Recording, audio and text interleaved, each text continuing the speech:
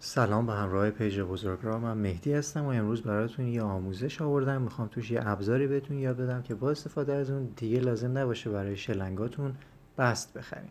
تنها چیزایی که لازم دارین یه دونه مهارکش، 4 تا مهره پروانه‌ای و یه دونه پیچ 12 سانته.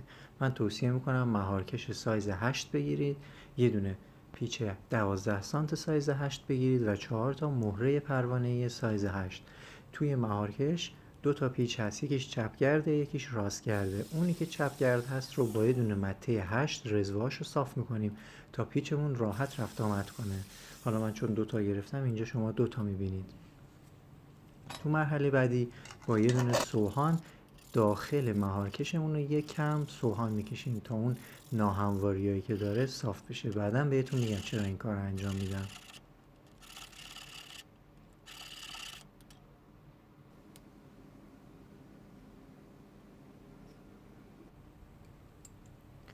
حالا وقت اینه که اون پیچی که رزوش رو صاف نکردیم ببندیم سر جاش، یه دونه مهره پروانه‌ای هم روش ببندیم و یکم سفتش کنیم. پیچ رو به مقدار 3-4 میلیمتر بلندتر از تاج مهره پروانه‌ای علامت میزنم تا با سنگ فرز ببرمش. اینجوری.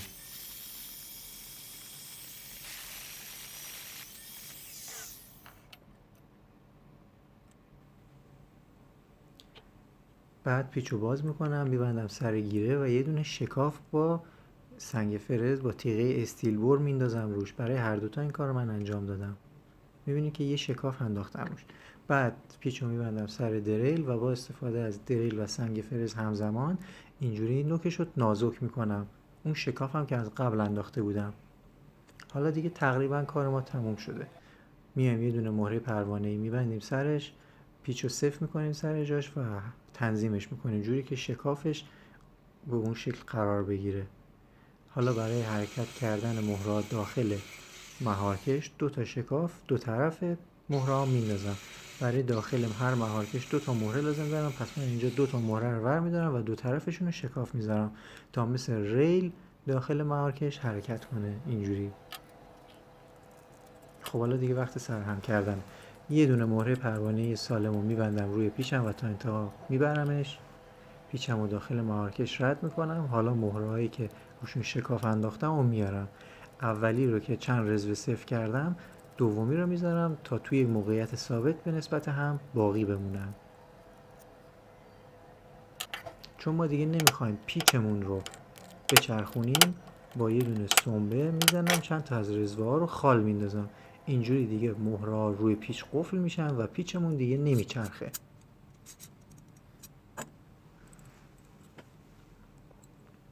حالا بچه ها طرز کار اینم با دو تا مثال بهتون نشون میدم. من اینجا دو تا ساختم، دو تا سایز 6 و 8، ولی توصیه میکنم شما همون مارکش سایز 8 رو بگیرین. برای استفاده ازش هم ما به حدوداً 40 سانتی متر سیم مفتول احتیاج داریم برای این بست با این شلنگ. تقریبا فکر کنم 1.5 اینچه. از وسط نصفش میکنیم، از وسط که تا زدیم میپیچونیمش دور شلنگ. یکم قلق داره، 2-3 بار که انجام بدید دستتون میاد خیلی راحته.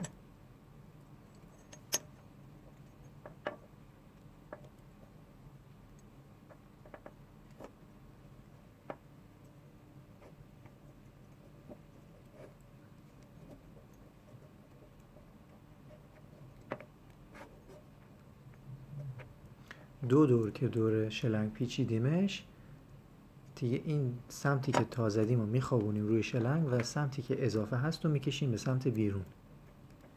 حالا نوبت اینه که ابزار رو بذاریم سر جاش. من یکم مرتبش میکنم تا قشنگ تو تصویر مشخص بشه.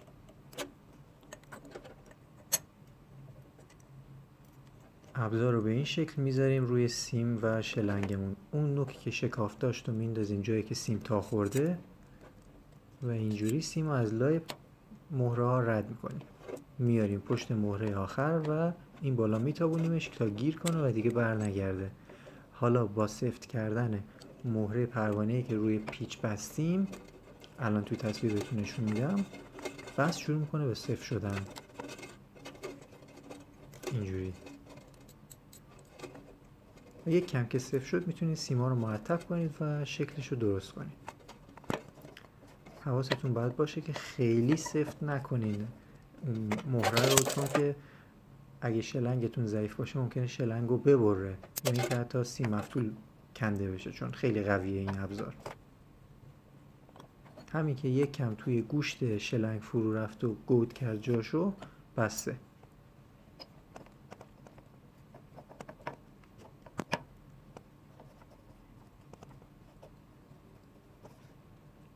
حالا در آخر این مرحله ما باید ابزار رو کامل برگردونیم و سیم سر جاش سفت بشه. الان توی تصویر بهتون نشون میدم به این شکل. اینجوری که برمیگرده دیگه کلا سیم سر جاش سفت میشه و ما میتونیم شل کنیم ابزار و با سیمچین سیمای اضافه رو بچینیم.